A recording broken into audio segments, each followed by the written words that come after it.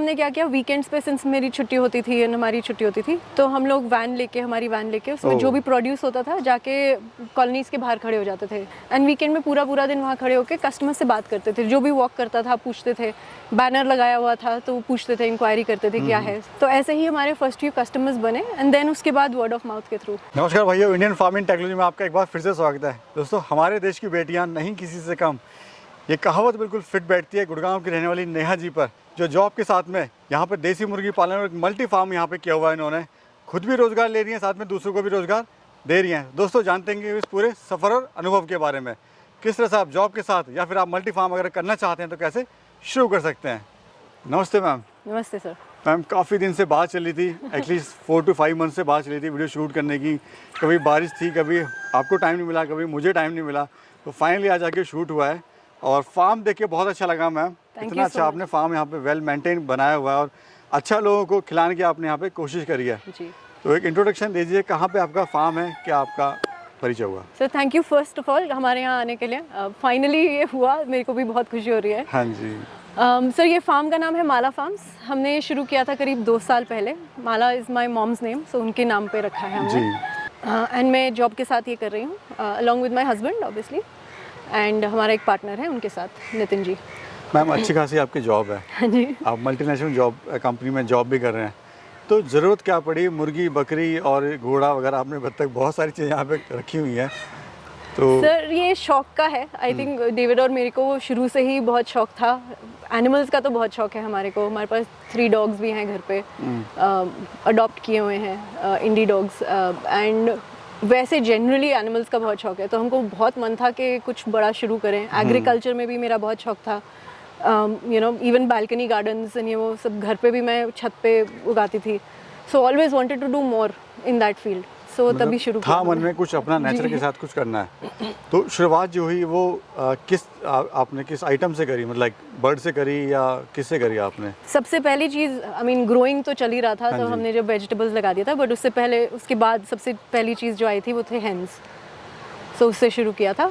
We got 50 FFG लिए थे हमने तब। उसके बाद फिर हमने RIR भी इंट्रोड्यूस किए, कड़कनाथ भी इंट्रोड्यूस किए, कीस्टोल गोल्डन। सो 4 वैरायटीज़ हैं अभी हमारे पास। और अभी कितनी हैं मुर्गियाँ टोटल? अभी करीब 700-800 हैं। अच्छा, मैं देख रहा हूँ जो कॉन्सेप्ट है मल्टी फार्म का वो बढ़ता जा रहा है। हाँ जी। लोग बहुत सारी चीज़ें रखना स्टार्ट कर दिया है, तो इससे करने से फ़ायदा क्या होता है और क्यों ये बेनिफिशियल है फ्यूचर को देखते हुए? सर सस्टेनेबल है, बिकॉज अगर नेचुरली भी आप जाएं बाहर नेचर में, एवरीथिंग इज टुगेदर, राइट? सब कुछ साथ में ही होता है। ये नहीं कि एक चीज़ करो फिर उसमें क्या होता है, आपके खाद भी ज़्यादा डलती है, आपका लैंड भी डिप्लीट होता है। हम लोग सब नेचुरली करना चाहते हैं। तो इनका भी क्या है, मुर्गियों से हमारे को अंडा मिलता है, बट इनकी जो बीट होती है या जो वही होता है वो हमारा कंपोस्ट बनता है, वो पूरा लैंड में जाता है। सो नेचुरली ही हम सब कुछ कर रहे हैं, कोशिश कर रहे हैं। अच्छा, ये जो आपने प्लान करा, इस कब आपने सपना देखा था कि मैं इस तरह का काम करूं और कितने टाइम बाद वो साकार हुआ? सब मानेंगे नहीं, मेरे को शौक बहुत पहले से था। सो जिस दिन मैंने काम करना शुरू किया तब से मैं हर महीने एक पेड़ खरीद लेती थी अपने लिए फ्रॉम माई सैलरी, कि वो मैं रखूँगी, जब मेरा खेत होएगा उसमें उगाऊंगी। तो तब से चल रहा है। बट वंस ये आया हमारे पास, अपॉर्चुनिटी मिली हमारे को जी, तो फिर हमने सोचा कि सब कुछ साथ में ही करेंगे। तो अच्छा, जब फैमिली को पता लगा, आपके फ्रेंड सर्कल में जो आप मल्टीनेशनल में काम भी कर रहे हैं, तो लोगों का रिएक्शन क्या था कि अरे मुर्गी पालेगी, कुछ इस तरह का था क्या रिएक्शन? नहीं, आई थिंक फैमिली में सब सपोर्टिव रहे हैं। इनफैक्ट सबको इतना अच्छा लगा है कि they want to do it themselves also.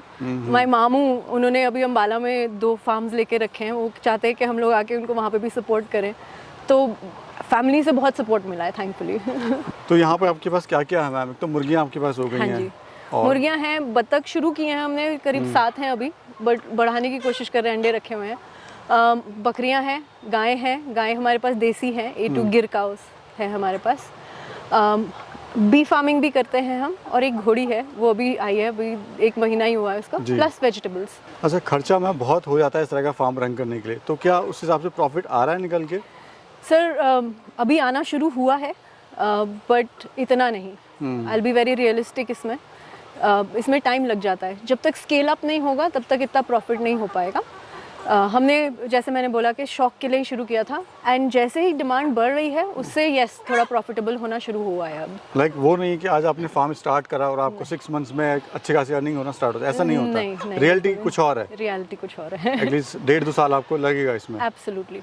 अच्छा मैम, मार्केट आपने कैसे बनाई है अपनी, ये मुझे बताइए। बहुत चैलेंज है, बहुत बड़ा चैलेंज है इस तरह का मल्टी फार्म। और यहाँ पे मैं देख रहा हूँ कोई मतलब आसपास में कोई ऐसी सोसाइटी नियर अबाउट नहीं है, काफ़ी दूर में है गुड़गांव में, तो वो ही बहुत बड़ा चैलेंज है। तो वो कैसे आपने अपनी मार्केट बनाई? सो मैं सेक्टर 50 में रहती हूँ, हाँ तो जी। मेरे को पता था कि वहाँ पर ही क्लाइंटल होंगे हमारे। सो ऑब्वियसली फैमिली के थ्रू बात चलाई इधर उधर। प्लस हमने क्या किया, वीकेंड्स पे सिंस मेरी छुट्टी होती थी एंड हमारी छुट्टी होती थी, तो हम लोग हमारी वैन लेके उसमें जो भी प्रोड्यूस होता था जाके कॉलोनीज़ के बाहर खड़े हो जाते थे। सो लाइक निर्वाणा कोर्टयार्ड या हो गया, या इरोस हो गया, वेम्बली के बाहर, या डिफरेंट कॉलोनीज़ के बाहर जाके खड़े हो जाते थे। एंड वीकेंड में पूरा दिन वहाँ खड़े होकर कस्टमर से बात करते थे। जो भी वॉक करता था पूछते थे, बैनर लगाया हुआ था तो वो पूछते थे, इंक्वायरी करते थे क्या है। So we used to explain to them कि हमारा फार्म ऐसे है, ऑर्गेनिकली कर रहे हैं। Lot of time customers wanted to come and see it also, तो उनको हमने इनकरेज किया कि आके देख के जाएँ कि हम कैसे कर रहे हैं। तो ऐसे ही हमारे फर्स्ट फ्यू कस्टमर्स बने, एंड देन उसके बाद वर्ड ऑफ माउथ के थ्रू। ना इतनी मेहनत करी आपने, वैन लेके खुद आप वहाँ खड़े होते थे। बताइए। तो देखिए दोस्तों, कितनी ज़्यादा मेहनत करनी पड़ती है इस तरह के काम करने में। It's not a easy task, बहुत ज़्यादा मेहनत लगती है। एरिया कितना है आपका पूरे फार्म का? से करीब 2 एकड़ है, एंड प्लस नितिन जी का फार्म है विच इज़ अबाउट 10 एकर्स। हाँ जी। तो वहाँ पे हम लोग मास स्केल प्रोडक्शन करते हैं। लाइक हमारे को अगर जो गेहूँ उगाना होता है तो वहाँ होता है, मस्टर्ड वहीं पर होता है हमारा। अभी हमने मूंग दाल की थी, सो सब कुछ मोस्टली मास पे जो करना होता है वहीं पर होता है, बाकी यहाँ पर है। फिर फीड में इनको क्या क्या दे रहे हैं मैम? फीड में सर इनका मोस्टली तो वेजिटेबल वेस्ट नहीं वो देते हैं, प्लस यहाँ पे जितना भी आपने देखा वीड्स काफ़ी हो रहे हैं, वीडिंग करते हैं, जो हरा होता है वो सब इनको देते हैं। प्लस इनको बाजरा एंड ये वो भी खिलाते हैं। सो मोस्टली ऑर्गेनिकली ही रखा है। जी जी। प्लस इनकी इम्यूनिटी बढ़ाने के लिए अभी सीज़न में क्या होता है, इनके फेदर्स बहुत झड़ते हैं, तो इनको बहुत प्रोटीन चाहिए होता है। तो अभी हम लोग इनको छाछ देते हैं, बटर मिल्क एंड थोड़ा बहुत ये एप्पल साइडर विनेगर भी दे देते हैं, सो दैट इम्यूनिटी बढ़े। तो मैम कभी इस दौरान लगा आपको कि यार फ़ायदा नहीं हो रहा, जो मैंने सोचा था वो मैं अचीव नहीं कर पा रही हूँ, बंद कर दो, कभी ऐसा मन में कभी आया? नहीं सर, अभी तो बहुत लेवल आपका ऊपर हो गया मैम, लेकिन जब स्टार्टिंग का वो टाइम जो था, वो दौर था, कभी लगता होगा यार बंद करो यार, ये नहीं हो पा रहा मेरे से? एक्चुअली सर बंद करने के लिए किया नहीं था ना, किया इसलिए था बिकॉज हम सबको शौक था। हाँ जी। वो नहीं होता तो आई थिंक वो होता कि हाँ, अगर सिर्फ प्रॉफिट के लिए कर रहे होते ना तो मे बी ये ख्याल आता कि हाँ बंद करो अभी। लेकिन हमारा वो नहीं था, हमारा था कि हमने करना है, हमारे को शौक है, we want to keep animals, we want to make sure that sustainable living करें हम, and we are closer to nature. वो करके हमने शुरू किया था। सो दैट इज़ वाई हमारा कभी ये नहीं आया कि बंद करना है। अच्छा मैम, मैं यहाँ पे देख रहा हूँ आपने जो भी चीज़ रखी है देसी रखी हैं। मुर्गियाँ वो देसी हैं, हाँ जी। बकरियाँ वो देसी हैं, गाय वो देसी हैं, एवरीथिंग इज़ देसी। तो ये कॉन्सेप्ट मतलब बिल्कुल हटके आप कर रहे हैं, सारी चीज़ें आप देसी देसी कर रहे हैं, तो ये थोड़ा इसके बारे में बताइए। सो देसी इसलिए बिकॉज अगेन सस्टेनेबिलिटी पे जाता है, राइट। हम लोग इनको इंजेक्शन नहीं देना चाहते, हम लोग इनको कोई आर्टिफिशियल इंसेमिनेशन करके कुछ करना नहीं चाहते। We want to do everything naturally, because I think वो ही लैकिंग है अभी।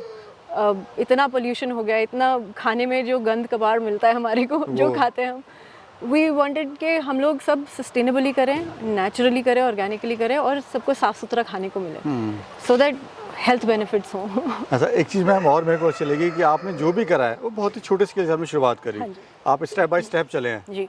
और तभी आपने कस्टमर्स भी अपने अच्छे बनाए हैं। मतलब ऐसा नहीं कि आप जैसे बकरियां मैं देख रहा हूँ, शायद ये 15 से 20 बकरियां हैं, कुछ लोग 50-100 बकरियां ले आते हैं, तो ये क्या कॉन्सेप्ट है? धीरे धीरे आप कर रहे हैं मैम सारी चीज़ें? बिकॉज ये एरिया छोटा था, सो हमने सोचा था कि सब कुछ छोटे से ही शुरू करें, स्मॉल स्केल देखें क्या ज़्यादा अच्छा होता है, उसके हिसाब से उसको स्केल अप करेंगे।